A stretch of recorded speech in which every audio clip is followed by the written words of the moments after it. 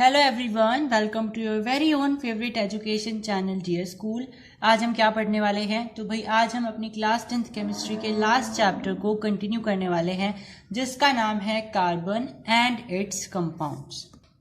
Last lecture में मैंने आपको chemical properties of carbon compounds को फिनिश कर दिया था, जिसमें मैंने आपको एडिशन रिएक्शन और जो आपकी सब्स्टिट्यूशन रिएक्शन होती है, कंबशन होती है, ये सब बताए थे विद देयर एप्लीकेशंस। यस। तो बेटा आज हमें क्या पढ़ना है? आज हमें कुछ इंपॉर्टेंट कार्बन कंपाउंड्स को पढ़ना है, जिसमें सबसे पहला हमारा आता है इथेनॉल। ठीक है, अब आप मुझे बताइए कि इथेनॉल है क्या? आप कैसे बताओगे? भाई मैंने आपको नोमेनक्लेचर में पढ़ाया था कि अगर OL लग जाए तो उसका मतलब क्या होता है OL लगने का, कि ये हमारे पास एक अल्कोहल है। ठीक है, तो इसका मतलब ये है कि इथेनॉल क्या होता है, आपके पास एक अल्कोहल होता है। ठीक है,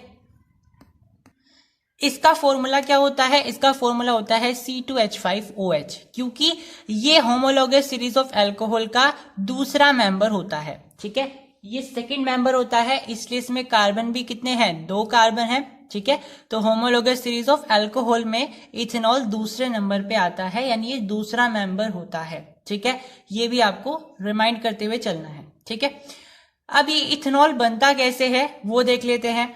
तो भाई अगर मैं बात करूं इथेनॉल की या दूसरे जो अल्कोहल्स होते हैं उनकी, इन सब की प्रिपरेशन ऑलमोस्ट सेम होती है। ठीक है, तो यहाँ पे मैंने जनरल प्रिपरेशन लिखी हुई है, अलग अलग वेराइटी में इनको थोड़ा बहुत चेंज कर दिया जाता है, डेट्स इट। थोड़ा मतलब बेसिकली तो यही रहता है। ठीक है, तो हम देखने वाले हैं कि इथेनॉल कैसे प्रिपेयर किया जाता है। तो भाई इथेनॉल क्या होता है? इथेनॉल होता है एक अल्कोहल, और हम इसके फॉर्मूले से पता कर सकते हैं कि इसमें 2 कार्बन होते हैं।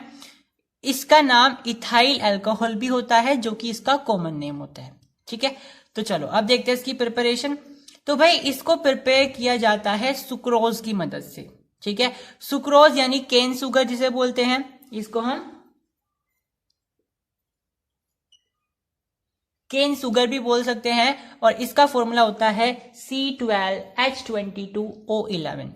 इसको आप वाटर से रिएक्ट करते हो, और किस प्रोसेस के अंडर? इन्वर्टेज के अंदर। ठीक है, तो आपके पास ये प्रोसेस होता है जिसको इन्वर्टेज कहा जाता है। इसमें आप क्या करते हो? केन शुगर यानी कि सुक्रोज को वाटर से रिएक्ट करवाते हो। ठीक है, जैसे ही आप इसको वाटर से रिएक्ट करवाओगे, ये केन शुगर टूट जाएगा 2 कंपाउंड्स में, और वो 2 कंपाउंड्स कौन कौन से होंगे? सबसे पहला होगा ग्लूकोज और दूसरे वाला होगा फ्रुक्टोज। इन दोनों के फॉर्मूला सेम होते हैं, C6H12O6। इसका भी यही होता है, यानी ग्लूकोज भी इसी फॉर्मूला का होता है, फ्रुक्टोज भी उसी फॉर्मूला का होता है, लेकिन ग्लूकोज जो है वो एल्डिहाइड फंक्शनल ग्रुप का होता है, वही जो आपका फ्रुक्टोज है वो कीटोन का होता है। समझ में आई बात?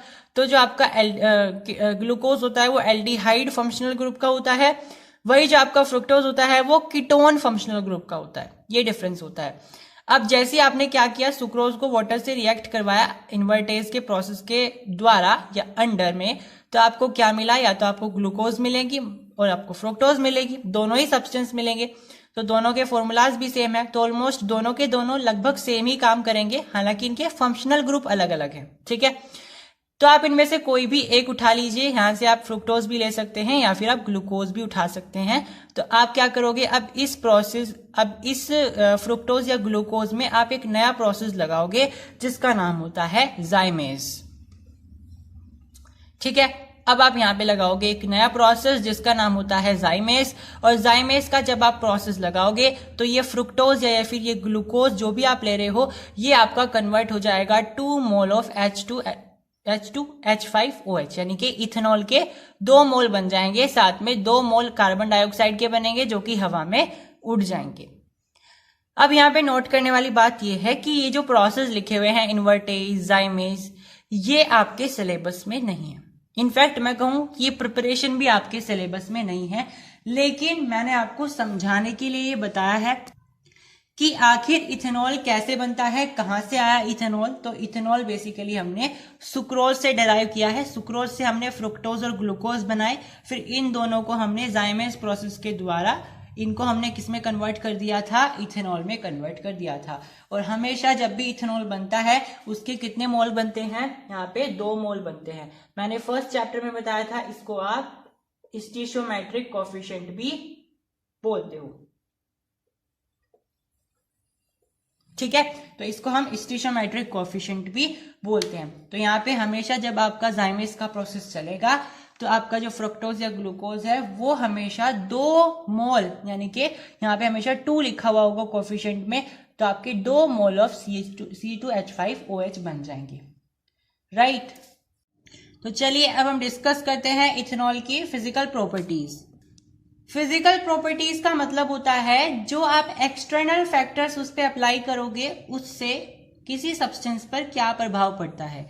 जैसे कि आप किसी सब्सटेंस को गर्म करोगे तो वो कितने डिग्री सेल्सियस पे जाकर के उबल जाएगा या कितने डिग्री सेल्सियस पे जाकर के मेल्ट हो जाएगा, ठीक है। ये उसकी होती है फिजिकल प्रॉपर्टीज। यानी आप बाहर से कोई उस पर फैक्टर अप्लाई करोगे और उस फैक्टर की फिर उस सब्सटेंस पर या उस कंपाउंड पे या जो भी चीज है उस पर क्या एप्लीकेशन दिखाई देगी, वो उसका फिजिकल प्रॉपर्टी होता है, ठीक है।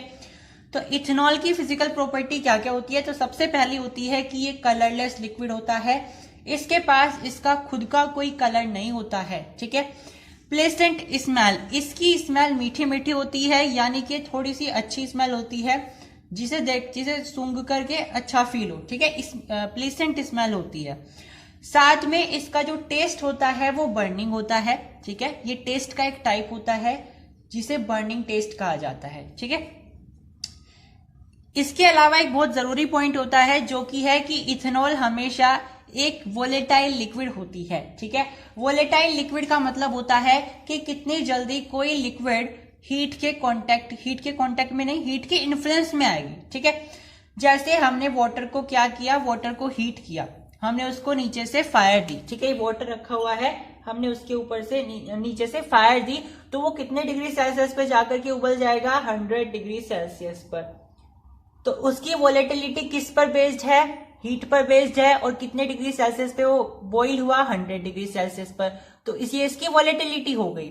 वही मैं कोई भी सब्सटेंस मान लू जिसका 50 डिग्री सेल्सियस पे जो उबल जाए, ठीक है। भाई वाटर तो 100 डिग्री सेल्सियस पे उबल रहा है, अब अगर मैं कोई ऐसी लिक्विड लेकर के आ जाऊं जो 50 डिग्री सेल्सियस पे उबल जाए, तो फिर हम बोलेंगे कि ये 50 डिग्री सेल्सियस वाली लिक्विड ज्यादा वोलेटाइल है इन कंपैरिजन टू वाटर, क्योंकि ये 50 डिग्री सेल्सियस पर ही बॉइल हो जाती है, ठीक है। तो जो सब्सटेंस जितनी जल्दी हीट के इन्फ्लुएंस में आएगा उसे हम बोलेंगे उतना ही वोलेटाइल। तो भाई जो इथेनॉल होता है वो वोलेटाइल लिक्विड होता है क्योंकि इसका बॉइलिंग पॉइंट 78 डिग्री सेल्सियस होता है। समझ में आई बात? यस। तो इसका क्योंकि 78 डिग्री सेल्सियस होता है बॉइलिंग पॉइंट, तो हम इसको लो मान करके चलते हैं, क्योंकि वाटर से हम कंपैरिजन करते हैं जनरली, तो वाटर का तो 100 डिग्री सेल्सियस होता है, तो वाटर से तो ये बहुत कम है, ठीक है, 78 डिग्री सेल्सियस है। ये बहुत लाइट लिक्विड होती है, मतलब कि ये वाटर से लाइटर होती है, ठीक है। आप दोनों का वजन अगर मापोगे सेम क्वांटिटी लेकर के, तो आपको समझ में आएगा कि जो आपका वाटर होता है उसका वेट कम होता है, ज्यादा होता है इन कंपैरिजन टू इथेनॉल, मतलब कि इथेनॉल हल्की होती है इन कंपैरिजन टू वाटर। दूसरी बात, ये वाटर में सोल्यूबल भी होती है, आप चाहे कितना भी इथेनॉल वाटर में मिला दो वो मिक्स हो जाएगा, ऐसा नहीं होगा कि ऊपर ही तैरने लगेगा। आप किसी भी प्रोपोर्शन में वाटर और इथेनॉल को मिक्स कर सकते हो, वो मिक्स हो जाएगा, ठीक है। ऐसा क्यों होता है कि वो सोल्यूबल हो जाता है? क्योंकि भाई इथेनॉल के पास होता है OH नेगेटिव का ग्रुप, मतलब कि हाइड्रोक्सिल ग्रुप, ठीक है। OH नेगेटिव इसके पास एक ग्रुप होता है और इसी की वजह से ये वाटर में अच्छे से डिसॉल्व हो जाता है, ठीक है। अब इथेनॉल जनरली जो बनाई जाती है उसमें 5% वाटर का इस्तेमाल किया जाता है।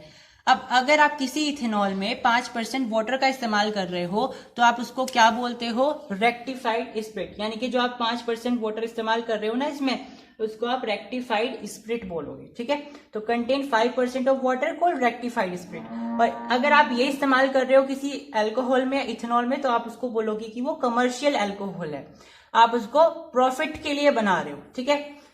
अगर आपके पास 100% प्योर इथेनॉल है, मतलब आपने उसमें 1% भी वाटर इन्वॉल्व नहीं किया है, कोई रेक्टिफाइड स्पिरिट नहीं यूज की है, तो आप उसको बोलोगे एब्सोल्यूट अल्कोहल। ठीक है, साथ में आपको ये पता ही है ये कार्बन कंपाउंड है, तो भाई ये कोवलेंट कंपाउंड होगा, और ये एक न्यूट्रल कंपाउंड भी होता है। ये किसी से ऐसे रिएक्ट नहीं करता रखा रखा, आप इसको वाटर में मिलाओगे तो डिसोसिएट हो जाएगा, but it will not like reactive in that sense. ठीक है, ये रिएक्टिव नहीं होता है, किसी से रिएक्ट नहीं करना चाहता है, तो ये जनरल कंडीशन में हम इसको बोल सकते हैं ये न्यूट्रल होता है। तो अब हम पढ़ने वाले हैं केमिकल प्रॉपर्टीज ऑफ इथेनॉल के बारे में। ठीक है, तो मैंने आपको फिजिकल प्रॉपर्टीज के बारे में बता दिया, अब हम पढ़ने वाले हैं इथेनॉल की केमिकल प्रॉपर्टीज। तो भाई केमिकल प्रॉपर्टीज क्या होती हैं? केमिकल प्रॉपर्टीज वो प्रॉपर्टीज होती है, मान लीजिए आपके पास ये कोई कंपाउंड है, ठीक है, इथेनॉल ही ले लीजिए C2H5OH। ठीक है, ये आपके पास क्या है? एक कंपाउंड है, और इसमें आप ये देख रहे हो कि आपके पास 2 कार्बन के आइटम है, 5 आपके पास हाइड्रोजन के आइटम है। ठीक है, और ये आपके पास एक OH का हाइड्रोक्साइड ग्रुप इसके साथ लगा हुआ होता है। ठीक है, इसका स्ट्रक्चर भी होगा कुछ, यस, इसका स्ट्रक्चर भी होगा कुछ। तो अगर मैं इसके एटम्स में, एटम्स मतलब जिस जिस एटम से मिलकर के ये बना हुआ है, कार्बन से, हाइड्रोजन से, ऑक्सीजन से, इन सारे के सारे एटम्स को कहीं ना कहीं से रीअरेंज कर दूं, ठीक है, तो फिर मुझे एक नया उसके अंदर रीअरेंजमेंट मिल जाएगा जिसकी केमिकल प्रॉपर्टीज अलग अलग होंगी, है ना।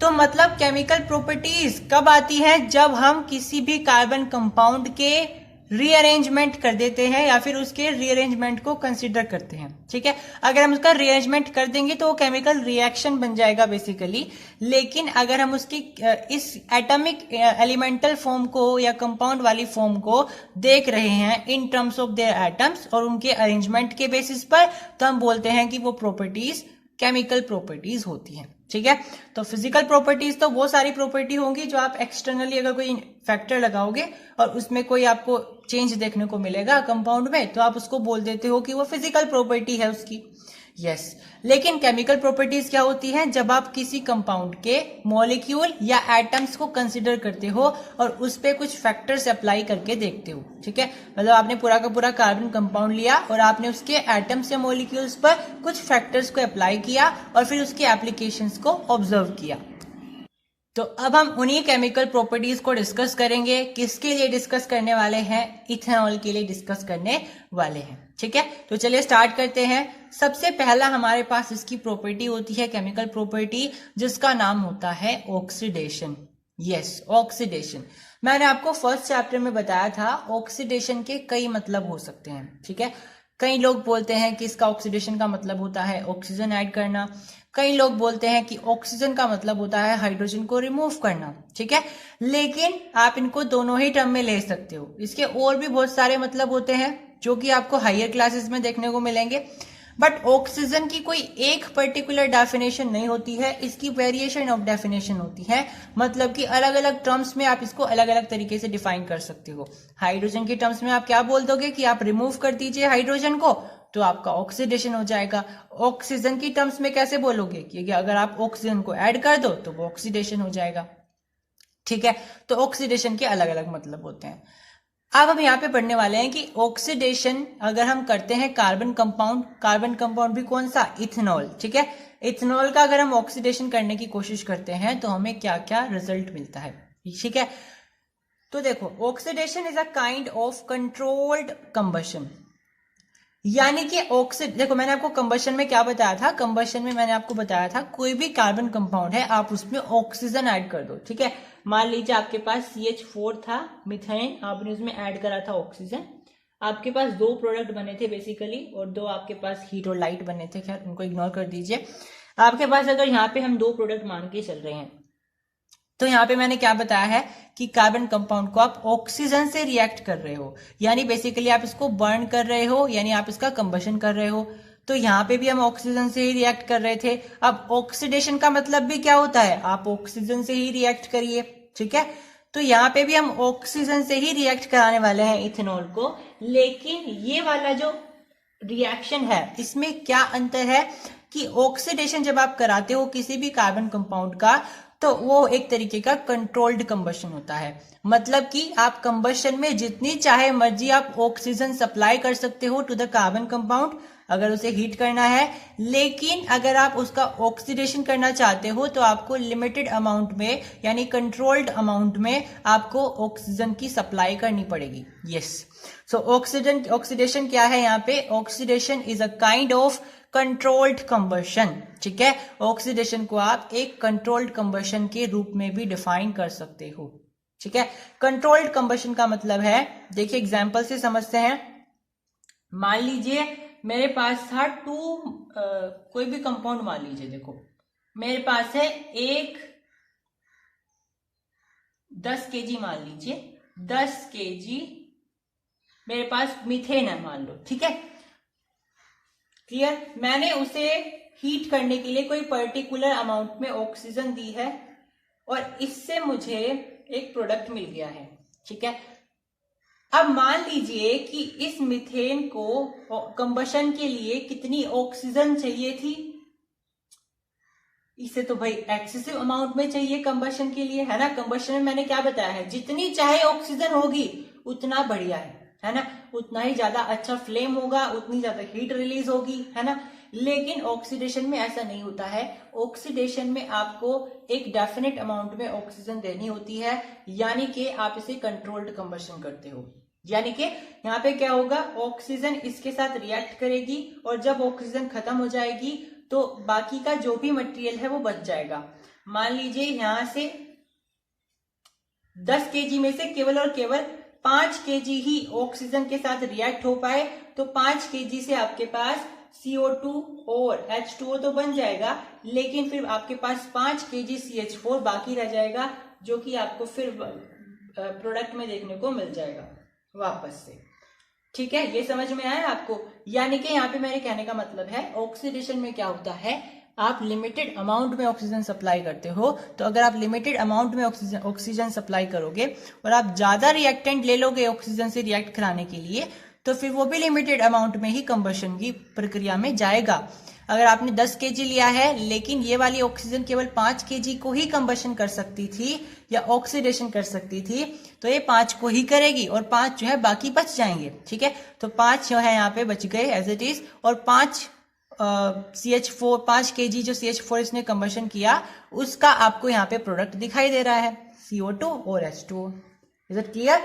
तो बेसिकली यहाँ पे कहने का मतलब है कि अगर आपके पास ऑक्सीजन है कम अमाउंट में as comparison to the reactant, यानी आपने रिएक्टेंट बहुत ज्यादा ले लिया है, ऑक्सीजन उसको रिएक्ट कराने के लिए आपने कम दी है, तो फिर ऑक्सीजन जो है अपने हिसाब से रिएक्ट करेगी। ठीक है, तो वो क्या करेगी, 5 kg का उसने यहाँ पे रिएक्शन कर ली, क्योंकि वो 5 के साथ ही कर सकती थी, हम मान के चल रहे हैं। तो 5 के साथ उसने जब रिएक्ट कर लिया तो उसने 5 के लिए प्रोडक्ट यहाँ पे बना के दे दिए हमें, और बाकी जो 5 kg CH4 था वो एज इट इज आपके प्रोडक्ट में यहाँ पे दिखाई दे रहा है, यानी उसका कुछ भी नहीं हुआ, वो एक तरीके से रेसिड्यू बन गया। ठीक है, तो during oxidation the organic compound combines with oxygen to form new compounds. Oxidation में भी क्या होता है, ऑर्गेनिक कंपाउंड ऑक्सीजन से कनेक्टेड होते हैं और नए कंपाउंड बनाते हैं, जैसे कंबशन में होता है। लेकिन the organic compound does not break down completely during oxidation. लेकिन ऑक्सीडेशन में कार्बन कंपाउंड पूरी तरीके से ब्रेक डाउन नहीं हो पाते हैं, और क्योंकि पूरी तरीके से ब्रेक डाउन नहीं हो पाते हैं तो उसमें से हीट और लाइट की अमाउंट भी बहुत कम निकलती है।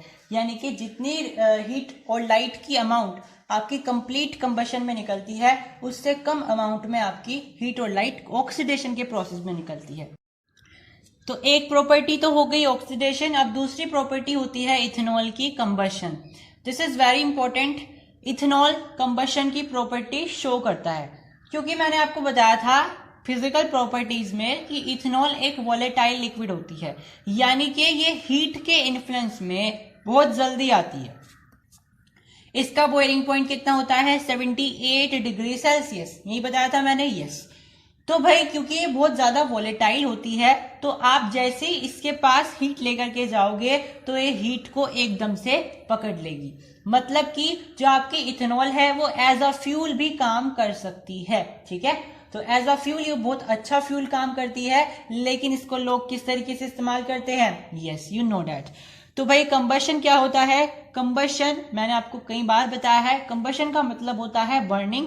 किसी भी कार्बन कंपाउंड को अगर आप बर्न करते हो, और बर्न कैसे होगा? जब आप उसकी रिएक्शन ऑक्सीजन से कराओगे, लेकिन यहाँ पे आप ऑक्सीजन की कोई लिमिटेशन नहीं रखोगे, कोई आप कंट्रोलेशन नहीं रखोगे कि आपको कंट्रोल करना है, मतलब कंट्रोल्ड ऑक्सीडेशन करनी है या कंट्रोल्ड कंबशन करना है।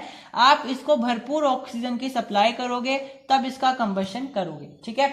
तो कंबशन कब होता है? कंबशन आपका भरपूर मात्रा में होता है जब आपकी भरपूर मात्रा में ऑक्सीजन मिले। लेकिन ऑक्सीडेशन कब होता है? जब आप लिमिटेड अमाउंट ऑफ ऑक्सीजन दो और आपका कार्बन कंपाउंड पूरी तरीके से बर्न ही ना हो पाए, ठीक है। तो डिफरेंस समझ में आया? यस। अब मैंने बताया कि आप जब भी इथेनॉल के आसपास आग लेकर के जाओगे या हीट का कोई भी सोर्स लेकर के जाओगे, तो वो क्या करेगा? वो फायर को कैच करने की कोशिश करेगा, ठीक है। अब जब इसमें आग जलेगी तो इसमें से फ्लेम भी निकलेगा। तो ये जो इसका जो फ्लेम निकलता है वो बिल्कुल क्लियर फ्लेम होता है, बिल्कुल साफ धुआं होता है या साफ फ्लेम होता है। इसमें कोई भी ऐसा एज सच पोल्यूशन प्रोड्यूस नहीं होता है जैसा पेट्रोल डीजल से होता है, ठीक है। ये बिल्कुल एक साफ सुथरा क्लीन फ्यूल होता है और बाहर के देशों में इसको एज अ फ्यूल भी इस्तेमाल किया जाता है, ठीक है। अब ये फ्यूल निकलता कैसे है, मतलब इथेनॉल बनाया कैसे जाता है? मैंने आपको बताया भी था, केन शुगर से बनाया जाता है, लेकिन अब हम थ्योरेटिकली देख रहे हैं, ठीक है। Molasses is a by product of sugar industry. Ethanol is obtained by the fermentation of cane sugar present in molasses. तो भाई मोलासिस एक शुगर इंडस्ट्री का बाय प्रोडक्ट होता है। बाय प्रोडक्ट मतलब जब आप गन्ने की फैक्ट्री देखी आपने, जब उसकी वे केन शुगर बनाते हैं, तो केन शुगर जब बन रहा होता है उसमें से मोलासिस निकल जाते हैं, ठीक है। मोलासिस जो है वो एक तरीके का you can say source of carbon dioxide, carbon बोल सकते हो, ऑर्गेनिक कंपाउंड होता है, ठीक है। तो मोलासिस एक कार्बन कंपाउंड होता है। अब क्योंकि इसके अंदर शुगर होती है, क्योंकि ये शुगर केन से बना हुआ है, तो मोलासिस में शुगर भी होगी, ठीक है। तो होता क्या है, इसके अंदर केन शुगर बच जाती है जो कि क्रिस्टलाइजेशन से सेपरेट नहीं हो पाती। तो इसके अंदर कुछ शुगर बच जाएगी जिसको आप केन शुगर बोलते हो, और उस केन शुगर का अगर आप फर्मेंटेशन करते हो तो आपको इथेनॉल मिल जाता है, ठीक है। समझ में आई? तो इथेनॉल को आप एक एडिटिव की तरह भी इस्तेमाल कर सकते हो पेट्रोल में, और जनरली लोग करते भी हैं। जनरली बाहर के देशों में होता है, इंडिया में ये इतना ज्यादा ट्रेंड में नहीं आया है अभी। बाहर के देशों में बढ़ चढ़ करके इथेनॉल को इस्तेमाल किया जा रहा है एज अ फ्यूल। अब ये मोलासिस कैसे बनती है? तो भाई मोलासिस पता है कैसे बनती है? शुगर केन जो आपके पास गन्ने का जो जूस होता है उसको आप शुगर से ऑब्टेन करते हो, ठीक है। मतलब कि आप उसको शुगर केन से ऑब्टेन करते हो, जो शुगर केन का जूस होता है आप उसको शुगर केन से ऑब्टेन करते हो, और उस शुगर केन जूस को अगर आप क्रिस्टलाइजेशन करोगे उसका, तो आपको शुगर मिल जाएगी, ठीक है। लेकिन फिर भी कुछ ऐसा पार्ट बच जाएगा उसमें जो कि क्रिस्टलाइज नहीं होगा, लेकिन उसके अंदर अभी भी शुगर अमाउंट है, यानी कि उसके अंदर अभी भी ऑर्गेनिक कंपाउंड प्रेजेंट है, और वो जो बचा हुआ रेसिड्यू होगा उसको आप मोलासिस बोलते हो। और इस मोलासिस के अंदर 30% शुगर अभी भी होती है जो कि सेपरेट नहीं हो सकती है क्रिस्टलाइजेशन से, ठीक है। तो भाई मोलासिस जो है डार्क ब्राउन कलर की एक लिक्विड होती है जो कि थिक होती है। समझ में आई? चलिए हम समराइज करते हैं कि किस तरीके से मोलासिस बनता है, और उस मोलासिस से फिर हम इथेनॉल को बनाते हैं। तो भाई हमारे पास क्या होता है? शुगर केन होता है, शुगर केन के पेड़ होते हैं, ठीक है। ये मान लीजिए ये क्या है, ये हमारे पास शुगर केन के प्लांट हैं, ठीक है। इस शुगर केन के प्लांट से या शुगर केन से आप क्या निकालते हो? आप निकालते हो शुगर केन का जूस, यस। तो शुगर केन जूस, ठीक है। अब इस शुगर केन जूस से आप शुगर कैसे निकालते हो? By the process of crystallization, yes.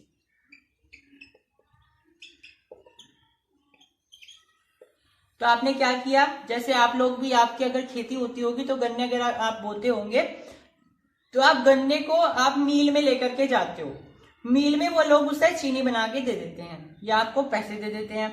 तो वो कैसे बनाते हैं चीनी? उस शुगर प्लांट को लेंगे, उसका जूस बनाएंगे, उस जूस को क्रिस्टलाइज करेंगे, और उस जूस को क्रिस्टलाइज करने के बाद दो प्रोडक्ट बनते हैं। एक होता है शुगर और एक होता है मोलासिस।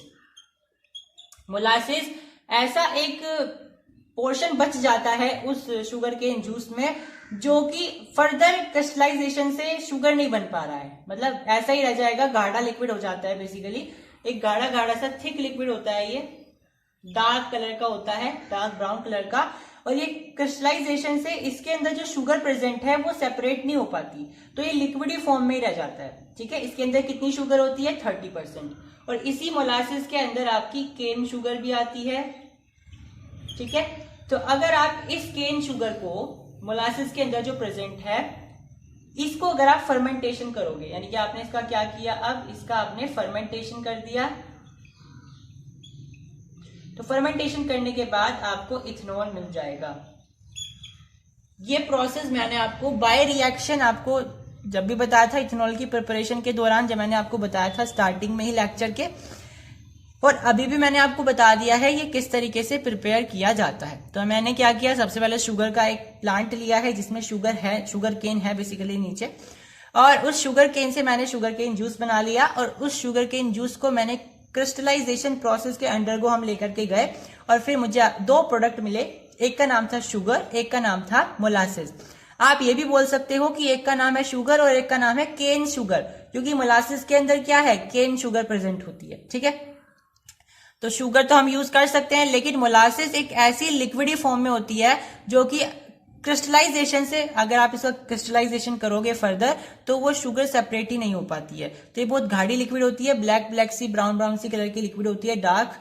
तो आप इससे क्या, इसका क्या करोगे, इसका फर्मेंटेशन कर दोगे, और जैसे आप इस मोलासिस का या इस केन शुगर का फर्मेंटेशन करोगे तो आपको इथेनॉल मिल जाएगा। ठीक है, मैंने आपको बताया था कि केमिकल प्रॉपर्टी ऑफ इथेनॉल सबसे पहले ऑक्सीडेशन बताई थी। ठीक है, बेसिकली ऑक्सीडेशन दो तरीके से काम कर सकती है, एक तो कंट्रोल्ड कंबशन के रूप में, यानी कि आप डायरेक्टली किससे रिएक्शन करा रहे हो, उसकी O2 से रिएक्शन करवा रहे हो। ठीक है, लेकिन ये कंट्रोल्ड, आप इसको कंट्रोल्ड अमाउंट में ले रहे हो, आप भरपूर मात्रा में इसको नहीं ले रहे हो, और ये कंट्रोल्ड कंबशन है बेसिकली। ठीक है, ऑक्सीडेशन। लेकिन ऑक्सीडेशन को आप जरूरी थोड़ी ना है O2 में ही आपको ऑक्सीडाइज करना है, हो सकता है आप इसको नेसेंट ऑक्सीजन के साथ आप इसको रिएक्ट कर दो। ठीक है, नेसेंट ऑक्सीजन मतलब, नेसेंट ऑक्सीजन का मतलब होता है एक ऐसी ऑक्सीजन जिसको आपने फ्रेशली प्रिपेयर किया है और वो एक एटॉमिक ऑक्सीजन है। ठीक है, एटॉमिक ऑक्सीजन मतलब ये मॉलिक्यूल की फॉर्म में नहीं है, यानी सिंपल ये है आपकी O की फॉर्म में, यानी आपके ऑक्सीजन के एलिमेंटल फॉर्म में, एटॉमिक फॉर्म में। ठीक है, इसको आप ऐसे ब्रैकेट से रिप्रेजेंट करते हो, ब्रैकेट लगा के इसके चारों तरफ, और ये जो आपके पास ऑक्सीजन होती है नेसेंट ऑक्सीजन, ठीक है, इसको आप नेसेंट ऑक्सीजन बोलते हो, और ये जो नेसेंट ऑक्सीजन होती है ये बहुत ज्यादा पॉइजनस होती है और बहुत ज्यादा रिएक्टिव भी होती है। ठीक है, तो भाई ऑक्सीडेशन के तो दो मतलब निकल रहे हैं, या तो आप O2 से रिएक्ट कर लो या फिर आप नेसेंट ऑक्सीजन से भी तो रिएक्ट करा सकते हो। यस, ठीक है, अब इथेनॉल की ही तो रिएक्शन हम पढ़ रहे हैं, तो इथेनॉल को हमने किससे रिएक्ट करवा दिया है, यहाँ पे हमने रिएक्ट करा दिया है नेसेंट ऑक्सीजन से। ठीक है, जब हम इसका रिएक्शन करेंगे तो हम इसको हीट भी करेंगे। यस, तो हमने इसको हीट का यहाँ पे सिंबल भी बना दिया, लेकिन हम इसको डायरेक्टली हीट नहीं कर सकते हैं, हमें इसे हीट करने के लिए कोई ना कोई कैटलिस्ट का इस्तेमाल करना पड़ेगा। हमारे पास दो चॉइस है, हम दो चॉइस में से कोई भी एक कैटलिस्ट का इस्तेमाल कर सकते हैं। जैसे मैंने यहाँ पे रिएक्शन में क्या लिखा हुआ है, एल्कलाइन पोटेशियम परमैंगनेट, मतलब कि एल्कलाइन KMnO4। ठीक है, तो भाई अगर आप चाहो तो आप एल्कलाइन KMnO4 भी ले सकते हो, या फिर आप अगर ये नहीं लेना चाहते हो तो आप फिर एसिडिफाइड पोटेशियम डाइक्रोमेट भी ले सकते हो। ठीक है, एल्कलाइन KMnO4 कैसे बनता है, आप क्या करो, KMnO4 में NaOH बना दो। NaOH क्या है, एक एल्कलाइन है, यानी एक बेस है। तो अगर आप पोटेशियम परमैंगनेट में एक एल्कलाइन मिला दोगे तो वो क्या बन जाएगा, वो एल्कलाइन पोटेशियम परमैंगनेट बन जाएगा। यस, और इसी तरीके से अगर आप पोटेशियम डाइक्रोमेट में आप एसिड मिला दोगे, यानी कि CH2SO4 मिला दोगे, तो आप उसको क्या बोलोगे, एसिडिफाइड पोटेशियम डाइक्रोमेट। यस, तो आपने यहाँ पे यही किया है, आपने क्या किया बेसिकली, आपने यहाँ पे इथेनॉल लिया और इथेनॉल को नेसेंट ऑक्सीजन से रिएक्ट करा दिया इन द प्रेजेंस ऑफ आपने जो भी यहाँ पे कैटलिस्ट लिया है। आप कोई भी एक ले सकते हो, एल्केलाइन KMnO4 भी या फिर एसिडिफाइड पोटेशियम डाइक्रोमेट भी। जैसे आपने रिएक्शन प्रोसीड करी, आपको क्या प्रोडक्ट मिलेगा बेटा, हमेशा आपको एसिटिक एसिड मिलेगी। ठीक है, आपको एसिटिक एसिड मिलेगी, ये बहुत इंपॉर्टेंट है। तो जब भी हम किसी रिएक्शन को यानी कि किसी इथेनॉल को जब भी हम नेसेंट ऑक्सीजन से रिएक्ट कराएंगे अंडर दीज स्पेशल कंडीशंस, आपको हमेशा क्या प्रोडक्ट मिलने वाला है, आपको एसिटिक एसिड मिलेगी, साथ में आपको यहाँ पे वाटर भी मिलेगा। ठीक है, तो चलिए नेक्स्ट प्रॉपर्टी के बारे में पढ़ते हैं इथेनॉल के, और वो प्रॉपर्टी है रिएक्शन विद सोडियम यानी कि Na। यानी कि अगर आप इथेनॉल को Na के साथ यानी सोडियम के साथ रिएक्ट करवाते हो तो फिर क्या होगा। ठीक है, अब आप जानते हो कि जो इथेनॉल होता है वो लिक्विफाइड होता है, मतलब कि लिक्विड इन नेचर होता है। यस, तो ये लिक्विड नेचर में होता है। इसका मतलब आप इसको मान सकते हो कि आपके पास एक कंटेनर है और इसके अंदर क्या है, इसके अंदर C2H5OH यानी कि इथेनॉल भरी हुई है। यस, आपने क्या किया, एक सोडियम का टुकड़ा लिया और सोडियम के टुकड़े को इसमें डाल दिया। जैसे ही आप इसमें सोडियम के टुकड़े को डालोगे, इसमें एफरेंसेस उठने लगेंगी। मतलब जैसे आपने देखा जब आप चोक को, है ना, देखा चोक को जब आप किसी बाल्टी में डालते हो पानी से भरे हुए, या किसी ग्लास में भी डाल देते हो पानी से भरे हुए, तो आपको उसमें बुलबुले से दिखाई देते हैं, है ना। या फिर जैसे कोई मिट्टी के बर्तन होते हैं, जब आप उनको डालते हो, बहुत सारे बर्तन जब आप एक इकट्ठे डालते हो पानी में, तो बुलबुले देखने को मिलते हैं। ठीक है, तो ऐसे ही इमेजिन कर लीजिए, अगर आप इथेनॉल में सोडियम डालोगे तो बहुत ज्यादा एफरेंसेस उठेंगे, और वो एफरेंसेस यानी बुलबुले उठेंगे, और वो बुलबुले किसके होंगे, वो बुलबुले हाइड्रोजन के होंगे। ठीक है, तो मैंने यहाँ पे क्या किया, यहाँ पे रिएक्शन लिखी है, यानी कि जब आप इथेनॉल को रिएक्ट करवाओगे सोडियम के साथ तो आपको दो प्रोडक्ट बनेंगे। ठीक है, इसमें से सबसे पहला जो प्रोडक्ट होगा वो होगा सोडियम इथोक्साइड, जो कि बहुत इंपॉर्टेंट है।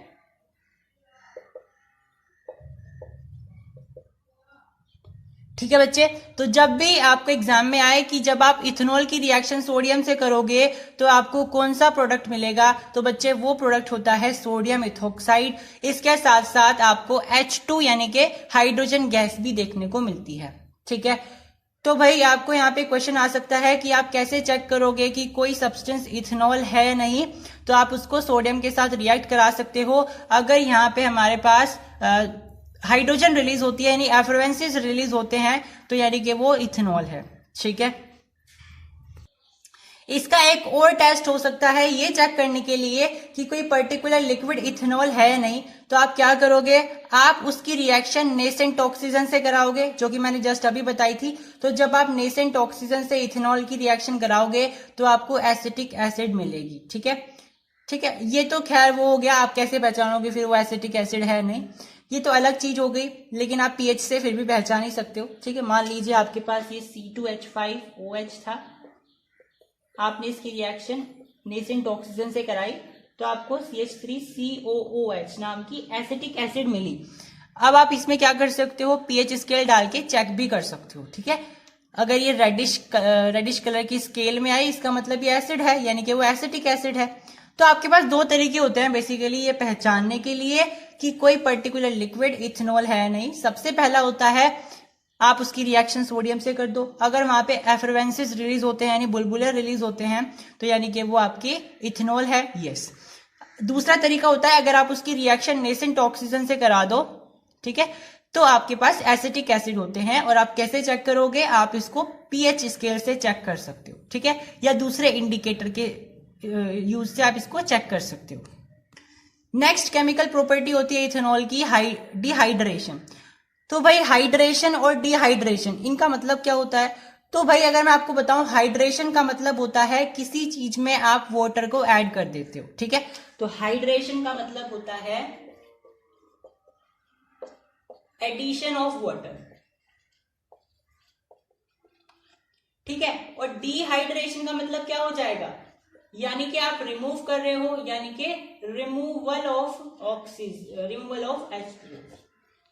ठीक है, तो अगर आप किसी भी कंपाउंड में या किसी भी कंपाउंड के साथ ऑक्सीजन वाटर को ऐड कर देते हो, इसका मतलब है आप उसका हाइड्रेशन कर रहे हो। और अगर आप किसी कंपाउंड के अंदर से वाटर को निकाल देते हो, इसका मतलब है आप उसका डिहाइड्रेशन कर रहे हो। ठीक है, तो हम C2H5OH यानी कि इथेनॉल का डिहाइड्रेशन करने वाले हैं, मतलब कि जितनी भी उसके अंदर वाटर की क्वांटिटी है उसको हम निकालने वाले हैं, उसको हम डिहाइड्रेट करने वाले हैं। ठीक है, अब बच्चों जब भी हमें डिहाइड्रेशन करनी होती है तो सबसे अच्छा कैटलिस्ट होता है उसके लिए, वो क्या होता है, वो होता है कंसंट्रेटेड H2SO4।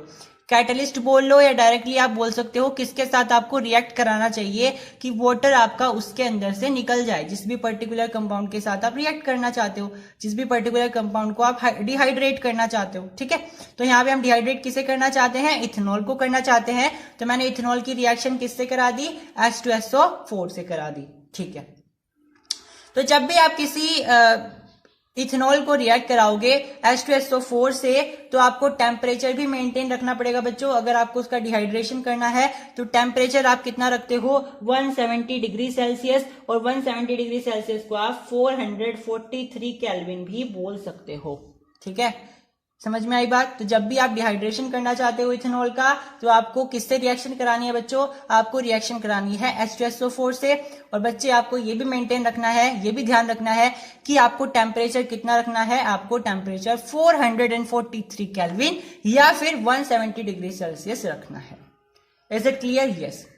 तो जब भी आप ये प्रोसेस करोगे तो आपके पास क्या प्रोडक्ट बन जाएगा, ये क्या आपने देखा हुआ नहीं है आपने कभी जिंदगी में? यस, अभी तो देखा था सर। ये होता है इथीन, यानी कि इसके डिहाइड्रेशन के बाद यहां से इथीन निकल जाएगा। और डिहाइड्रेशन का मतलब क्या था, इस कंपाउंड से आप वाटर को निकाल दोगे तो वो निकल के कहाँ आएगा, यहाँ पे आ जाएगा। यस, तो यानी कि जब भी आप इथेनॉल को डिहाइड्रेट करोगे तो उसके आपको इथीन मिल जाएगा। ये क्या है, ये इथीन है, यानी, और साथ में वाटर रिलीज हो जाएगा, क्योंकि डिहाइड्रेशन का मतलब ही ये होता है कि आप उसमें से वाटर को निकाल रहे हो। अब हम पढ़ने वाले हैं इथेनॉल की लास्ट केमिकल प्रॉपर्टी या केमिकल यू कैन से इसके फीचर, और ये है रिएक्शन विद एसिटिक एसिड या इथेनोइक एसिड। तो अगर इथेनॉल को आप रिएक्ट कराते हो एसिटिक एसिड या फिर इथेनोइक एसिड से तो क्या होगा। अब एसिटिक एसिड क्या होता है भाई, एसिटिक एसिड होता है CH3COOH या फिर ये होता है, और इसका दो नाम होते हैं, एसिटिक एसिड या फिर इथेनोइक एसिड। ठीक है, आप इसको दो नाम से पुकार सकते हो। एसिटिक एसिड इसका कॉमन नेम होता है, it is not an official name, लेकिन जो इसका इथेनोइक एसिड जो इसका नाम है वो नोमेनक्लेचर से हमें मिला है, हमने इसको बाय रूल्स डिराइव किया है। ठीक है, अब जब भी आप कभी भी आप जब इथेनॉल को एसिटिक एसिड से रिएक्ट करोगे तो आपको बहुत इंपॉर्टेंट प्रोडक्ट मिलने वाला है, और ये बहुत इंपॉर्टेंट एक्चुअली में है। ठीक है, ये अक्सर एग्जाम में डायरेक्टली पूछ लिया जाता है। ठीक है, तो क्या होता है रिएक्शन में, यहाँ पे मैंने क्या ले लिया है, यहाँ पे मैंने इथेनॉल ले लिया, यहाँ पे मैंने इथेनोइक एसिड ले ली यानी कि एसिटिक एसिड ले ली है। आप इनकी रिएक्शन करोगे और रिएक्शन में आपको कंडीशन क्या रखनी है कि आप in the presence of H2SO4 यानी कि सल्फ्यूरिक एसिड की प्रेजेंस में रिएक्शन करने वाले हो। तो जब भी आप रिएक्शन करने वाले हो आपको महसूस होगा कि कोई स्वीट स्मेलिंग प्रोडक्ट बन जाएगा, यानी मीठी मीठी सी स्मेल आएगी, और वो प्रोडक्ट कौन सा होगा, वो प्रोडक्ट होगा CH3COOC2H5 यानी कि इथाइल एसीटेट, जो कि स्वीट स्मेलिंग ईस्टर है, इसको आप ईस्टर बोलते हो। ठीक है, और साथ में वाटर मिल जाएगा क्योंकि यहाँ पे H2SO4 है। H2SO4 मैंने क्या बताया, वाटर को डिहाइड्रेट करने का काम करता है, तो अगर हमने यहाँ H2SO4 लिया है तो ऑफकोर्स सी बात है यहाँ पे वाटर तो रिलीज होगा ही होगा। आप यहाँ पे डेल्टा बना सकते हो जो कि रिप्रेजेंट कर रहा है कि ये रिएक्शन आप हीट करते हुए बनाओगे। ठीक है, अब इसको आपको कैसे करना है, आप इसको डायरेक्टली हीट नहीं करोगे, आपको इसको इनडायरेक्टली हीट कराना है। कैसे कराओगे, आपको एक कंटेनर लेना है जिसको आपको हीट के नीचे, मतलब हीट उसके नीचे रखनी है जिससे वो पानी जो है गर्म हो जाए, उस कंटेनर में रखा हुआ। ठीक है, आपको कंटेनर लेना है, उसमें पानी रखना है और आपको उसको गर्म करना है, यानी वार्म वाटर उसको रखना है।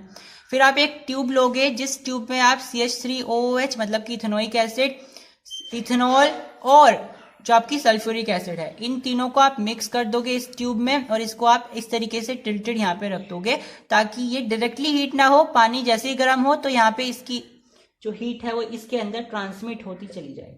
ठीक है, तो ये डायरेक्टली आप इसको हीट नहीं कर रहे हो। आपने क्या किया, एक कंटेनर लिया, उसके नीचे आपने आग जला दी, जिससे पानी गर्म हो गया। फिर उसके अंदर आपने एक ट्यूब रखी जिसके अंदर ये चीजें मिली हुई है। तो जैसे यहाँ पे ये पानी गर्म होगा, ये भी अंदर हीट ट्रांसमिट हो जाएगी, तो एक तरीके से वहां पे हीट ट्रांसमिट हो जाएगी।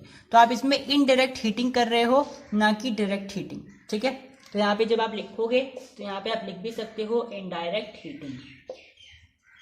ठीक है, तो आप एक तरीके से इन तीनों को मिला दिया और आपको क्या मिलेगा, थोड़ी देर में एक स्वीट स्मेलिंग ईस्टर मिलेगा जिसका केमिकल नेम होता है इथाइल एसीटेट। अब ये जो रिएक्शन हुई है जिसमें आपको ईस्टर मिला है, इस रिएक्शन को आप बोलते हो एस्टरिफिकेशन। और ये जो आपके पास इथाइल एसीटेट आया है जिसमें से मीठी मीठी स्मेल आती है, इसका यूज परफ्यूम्स बनाने के लिए किया जाता है क्योंकि इसके अंदर से बहुत अच्छी स्मेल आती है। ठीक है, तो जनरली जो आपके परफ्यूम्स होते हैं, उन परफ्यूम्स में से वो प्लेसेंट स्मेल निकालने के लिए इसी कंपाउंड को उसमें मिक्स किया जाता है जिसका नाम होता है इथाइल एसीटेट, जिसको आप एस्टर भी बोल सकते हो।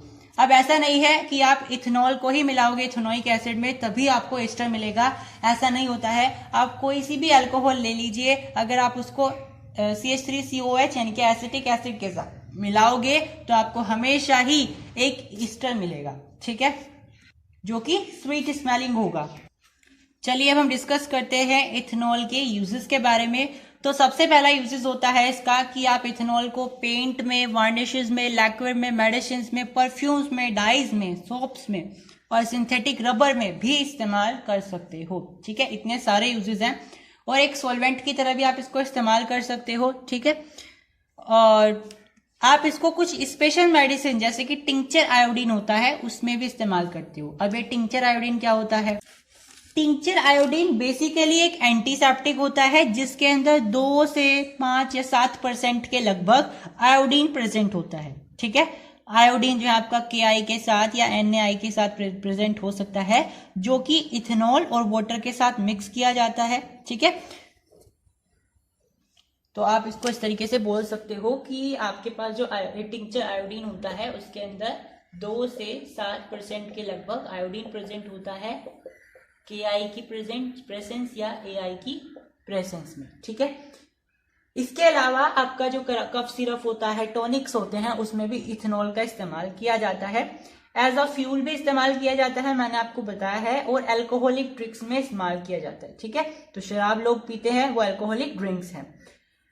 और इसका यूज एंटीसेप्टिक की तरह भी इस्तेमाल किया जाता है ताकि आप वुंड्स को स्टरलाइज कर सको, और श्रिंक्स में भी इस्तेमाल किया जाता है, श्रिंक्स वगैरह को साफ करने के लिए और वुंड्स को स्टरलाइज करने के लिए।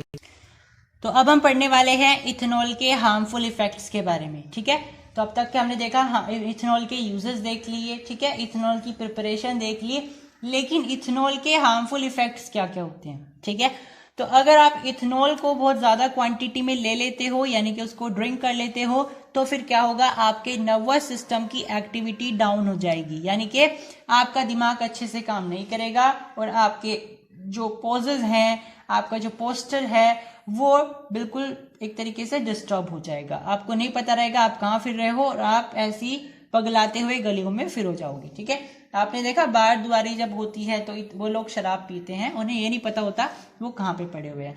तो जब बार दुआरी चली जाती है तो फिर वो लोग नालियों में मिलते हैं, है ना। तो उन्हें नहीं पता होता है कि हमने शराब पी करके हमारा जो माइंड है वो बिल्कुल डिस्टर्ब हो गया है, तो उनका जो नर्वस सिस्टम है वो काम करना बंद कर देता है और वो जहाँ पड़े हैं बस वहीं पड़े रहते हैं, तो फिर उनको नालियों में से उठाया जाता है। ठीक है, तो ये एक यूज हो गया, मतलब एक हार्मफुल इफेक्ट हो गया है किसका, इथेनॉल का। दूसरा इसका हार्मफुल इफेक्ट होता है कि ये आपकी बॉडी के अंदर शेरहाउसेस नाम की बीमारी को पैदा करता है। ठीक है, आपके लीवर को इफेक्ट करता है, आपके स्टमक को इफेक्ट करता है और इसकी वजह से आपकी बॉडी के अंदर ये एक बीमारी भी पैदा कर सकता है जिसका नाम होता है शेरहाउसेस। ठीक है, अब लीवर में जाकर के ये इथेनॉल नहीं रहता और इथेनॉल से कुछ दूसरा कंपाउंड बन जाता है। ठीक है, और वो दूसरा कंपाउंड बहुत ज्यादा हार्मफुल होता है, और वो दूसरा कंपाउंड आपके लीवर सेल्स को खा जाता है, हम बोल सकते हैं। ठीक है, होता क्या है लीवर में, जैसे ही ये इथेनॉल आपके किसमें जाएगा, आपके लीवर में जाएगा। अब यहाँ पे मिथेनॉल है, आप यहाँ पे देखो इथेनॉल मिथेनॉल दोनों शराब ही हैं, अल्कोहल ही हैं, तो आप यहाँ पे कोई भी एक कंसिडर कर सकते हो। जनरली जो ये लीवर में रिएक्शन होती है ये मिथेनॉल से होती है, जो कि मिथाइल अल्कोहल होता है।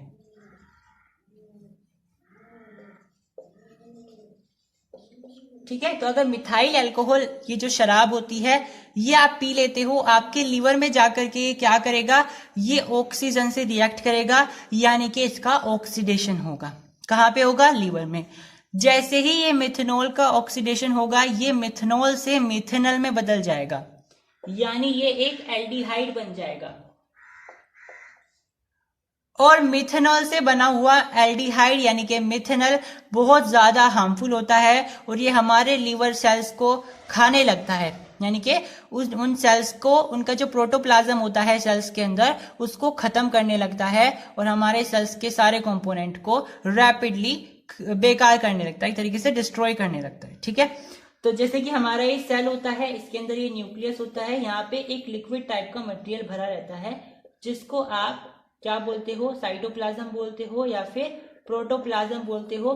तो जो इसके अंदर प्रोटोप्लाज्म होता है, ठीक है, उसको आप क्या बोल देते हो, प्रोटोप्लाज्म। और ये प्रोटोप्लाज्म को कौन खाता है, इस प्रोटोप्लाज्म को ये लीवर, इस प्रोटोप्लाज्म को कौन खाता है, इस प्रोटोप्लाज्म को ये मिथेनॉल खत्म कर देता है। ठीक है, जैसे ही सेल से प्रोटोप्लाज्म खत्म हो जाएगा तो ये सेल्स बेकार हो जाएंगे, ये डिस्ट्रॉय हो जाएंगे और ये काम करना बंद कर देंगे और लीवर हमारा खराब कर देंगे। ठीक है, तो कहते हैं ना उसने बहुत ज्यादा शराब पी ली थी तो इसलिए उसके लीवर खराब हो गया है। तो वो क्यों होता है खराब, क्योंकि वो मिथेनॉल थी और मिथेनॉल ऑक्सीडाइज हो गई है मिथेनॉल में और इस मिथेनॉल ने फिर अपना काम दिखाया। ठीक है, सेल्स के जितने भी प्रोटोप्लाज्म थे उसको सबको कोजुलेट कर दिया है और आपके सेल्स को, लीवर सेल्स को खराब कर दिया है।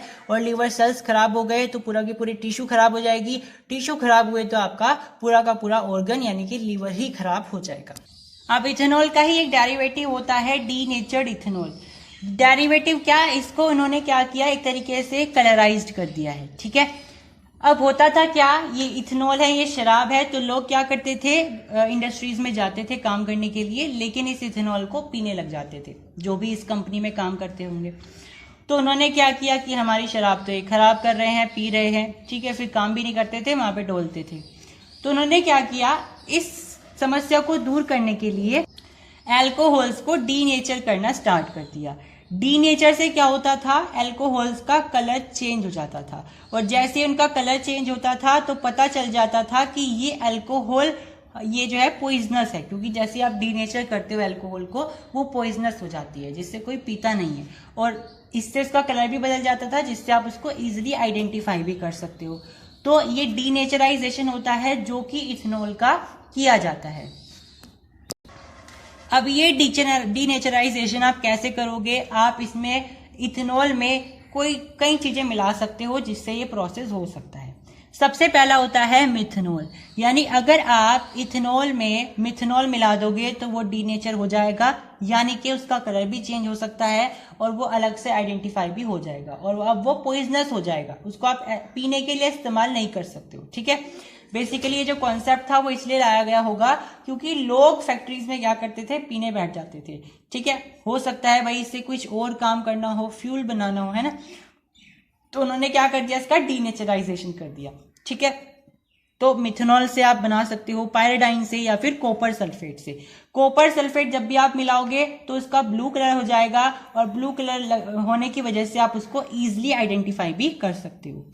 तो जो सबसे ज्यादा इस्तेमाल किया जाता है या सबसे ज्यादा जो बढ़िया होता है इसमें डीनेचर करने के लिए इथेनॉल को, वो होता है इसमें कॉपर सल्फेट यानी कि CuSO4। ठीक है, इससे क्या होता है, कलर भी चेंज हो जाता है और साथ में डीनेचर भी हो जाता है, यानी कि इससे दो काम हो जाएंगे। आपका जो इथेनॉल था उसका कलर भी चेंज हो जाएगा, जिससे आप पहचान सकते हो इजिली कि ये आपका डीनेचर्ड वाला इथेनॉल है। ठीक है, तो आज की इस वीडियो में इतना ही, मिलते हैं अगले वीडियो में। सब्सक्राइब करिए चैनल को और जुड़े रहिए हमारे चैनल से for such more important videos. Thank you.